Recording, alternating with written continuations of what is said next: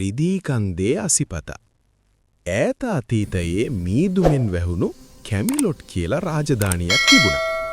මේ රාජධානිය වටේට අහස උසක විහිදුණු මහා පර්වතපන්ති වගේම ගැඹුරු නිම්නත් පිහිටලා තිබුණා.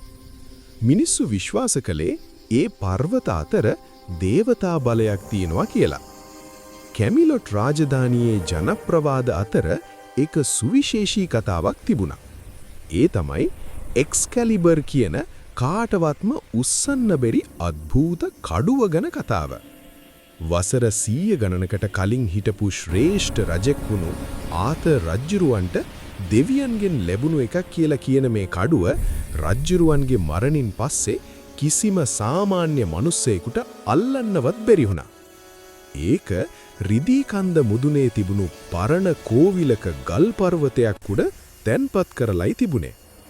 මිනිස්සු විශ්වාස කළේ රාජධානියට ලොකු විපතක් වුණු දවසක මේකේ ඇත්තම උරුමකාරයා ඇවිත් ඒ අසිපත උස්සලා රට බේරගනී කියලා. කාලය කෙමෙන් ගෙවිලා ගියා. කැමිලොට් රාජධානියට අඳුරු කාලයක් උදා වුණා. සෝරෝන් කියන නපුරු මන්ත්‍රකාරයා එයාගේ අඳුරු සේනාවත් එක්ක ඇවිත් රාජධානියේ බලය අල්ලගත්තා. එයා මිනිස්සුන්ව වහල්ලු විදිහට පාවිච්චි කළා. එයාගේ කළු මන්ත්‍ර බලය නිසා ගම්බිම් පාළු වෙලා අස්වැන්නත් නැටි වෙලා ගියා. ඔය අතරේ රාජධානියේ කෙළවරක තිබුණු පුංචි ගමක ඇලෙක්සැන්ඩර් කියලා තරුණයෙක් ජීවත් වුණා. ඇලෙක්සැන්ඩර් පෙනුමෙන් අහිංසක වුණත් එයාගේ හිතේ අසාධාරණයට එරෙහි වෙන ලොකු ගින්නක් තිබුණා. එයා දක්ෂ විදිහට අසිපත් ශිල්පයේ පුහුණු වෙන්න උත්සාහ කළත් එයාට තිබුණේ ලී කඩුවක් විතරයි. එයාගේ තාත්තා පරණ රණශූරයෙක්. දවසක් මරණාසන්නව හිටපු තාත්තා ඇලෙක්සැන්ඩර්ව එයා ගාවට කැඳවුවා. පුතේ, අපේ රාජධානිය බේරගන්න පුළුවන් රිදී කන්දේ තියෙන ඒ රන් අසිපතට විතරයි. ඒක ගන්න පුළුවන් ශක්තිය තියෙන කෙනෙක්ට නෙවෙයි, පිරිසිදු හදවතක් තියෙන කෙනෙක්ට විතරයි. ඔයාට පුළුවන්ද ඒ ගමන යන්න කියලා තාත්තා ඇහුවා. ඇලෙක්සැන්ඩර් තාත්තගේ ඇස් දිහා බලලා පොරොන්දු වුණා. තාත්තේ, මම මගේ ජීවිතය පරදුවට තියලා හරි ඒ උරුමය අරන් යනවා කියලා. තාත්තගේ අවමංගල්‍යයෙන් පස්සේ ඇලෙක්සැන්ඩර් තමන්ගේ ගමන පටන් ගත්තා. එයාට යන්න තිබුණු පාර හරිම භයානකයි. එයාට ඉස්සෙල්ලම හම්බුනේ බ්ලැක්වුඩ් කියන අඳුරු වනාන්තරය. ඒකේ ගස්වල පවා ජීවයක් තිබුණා. ඒ වයින් බැලුවේ මිනිස්සුන්ව අතරමං කරන්නයි. කැලේ මැදදී ඇලෙක්සැන්ඩර්ට අමුතු මහලු මිනිස්සෙක් මුණ ගැසුණා. එයා ඇලෙක්සැන්ඩර්ට මෙහෙම කිව්වා. තරුණයා, ඔබ සොයන දේ භෞතික වස්තුවක් නෙවෙයි. ඒ අසිපත ඔබේ ආත්මීය පිළිඹිඹුවක්. ඔබට ඔබ ගැන විශ්වාස නැත්තම් ඒක අල්ලන්නත්වත් එපා. ඇලෙක්සැන්ඩර් අධෛර්යමත් උනේ නැහැ. එයා වනසත්තුන්ගින් සීතලෙන් වගේම බඩගින්නෙන් පීඩා වින්දත් තවන්ගේ අරමුණ අමතක කළේ නැහැ. අන්තිමේදී එයා රිදී කන්ද පාමුලට ආවා. කන්ද මුදුනට යන පටුපාරේ හිම වැහිලා තිබුණු නිසා හුස්ම ගන්න පවා අමාරු වුණා. එක තැනකදී ලොකු ගල් කුට්ටියක් පෙරලිලා ඇලෙක්සැන්ඩර්ට පාර වැහුණා. එයා Tamanගේ මුළු ශක්තියම දාලා ඒක අයින් කරලා ඉස්සරහටම ගියා. කන්ද මුදුනේ තිබුණු පරණ කෝවිලට ඇතුළු වෙනකොට ඇලෙක්සැන්ඩර් දැක්කේ පුදුම හිතන දර්ශනයක්. කෝවිල මැද තිබුණු රවුම් වේදිකාවක් උඩ ගල් පර්වතයකට ඇතුල් කරලා තිබුණු රිදී පාට අසිපත දීප්තිමත්ව බැබලෙනවා. ඒක වටේ දූවිල්ලක්වත් තිබුණේ නැහැ. ඇලෙක්සැන්ඩර් හිමීට අසිපත ගාවට ගියා. එයා ඒක අල්ලන්න අත දික් කරනකොටම වේදිකාව උඩ ලොකු ආලෝකයක් මතුවුණා. ඒකේ හිටියේ රජෙක්ගේ ස්වරූපය ගත්ත ආත්මයක්. ඇලෙක්සැන්ඩර්, ඔබ මේ අසිපත හොයාගෙන ආවේ ඇයි? බලය ලබා ගන්නද? නැත්තම් මේ රටේ රජ වෙන්නද? කියලා ඒ ආත්මය ගිගුම් දෙන හඬින් ඇහුවා. නැහැ ස්වාමීනි, මට බලය ඕනේ නැහැ.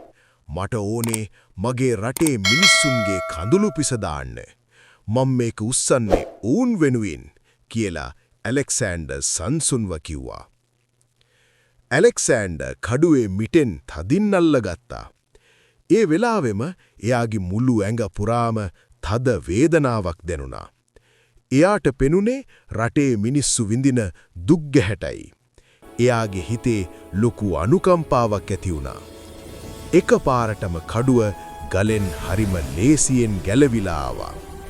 අසිපත අතට ගත්ත ගමන්ම ඇලෙක්සෑන්ඩර්ගේ ඇඟට අමුතු ශක්තියක් වගේම ප්‍රඥාවකුත් ලැබුණා. රන් අසිපතේ උරුමය දැන් එයා සතුයි.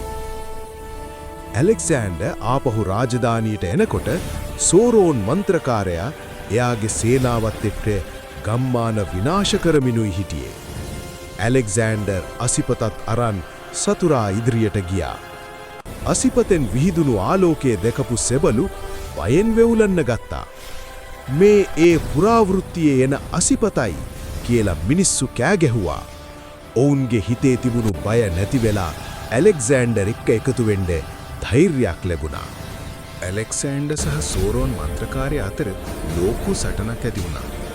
සෝරෝන් තමන්ගේ අඳුරු මැජික් බලෙන් ගිනි බෝලයි අඳුරු මීදුමකුයි මවලා ඇලෙක්සෑන්ඩර්ව වට කළා. ඒත් රන් අසිපතෙන් පිටවුණු රිදී පාට කිරණ ඒ අඳුර කඩලා දාන්න සමත් වුණා. ඇලෙක්සෑන්ඩර් එක පහරකින් සෝරෝන්ගේ මන්ත්‍ර බලය බිඳලා දැම්මා. ඒ නපුරු පාලකයා පරාජය වෙලා රාජධානියෙන් පැනලා ගියා. යුද්ධෙන් පස්සේ මිනිස්සු ඇලෙක්සෑන්ඩර්ට රජකම භාරගන්න කියලා ආයාචනා කළා. ඒත් ඇලෙක්සෑන්ඩර් හරිම නිහතමානී වුණා. එයා රාජධානියේ සාමය ඇති කරලා රන් අසිපත ආපහු රිදී කන්දටම අරන් ගියා. මේ අසිපත මගේ පෞද්ගලික වස්තුවක් නෙවෙයි. ඒක මේ රටේ මිනිස්සුන්ගේ එකමුතුකමේ සහ වීරත්වයේ සංකේතයක්. ඕනම වෙලාවක ඒක ආපහු ඔබ වෙනුවෙන් පෙනී සිටීවි කියලා ඇලෙක්සෑන්ඩර් කිව්වා. ඇලෙක්සෑන්ඩර් සැබෑ නායකයෙක් විදිහට රට පාලනය කළා.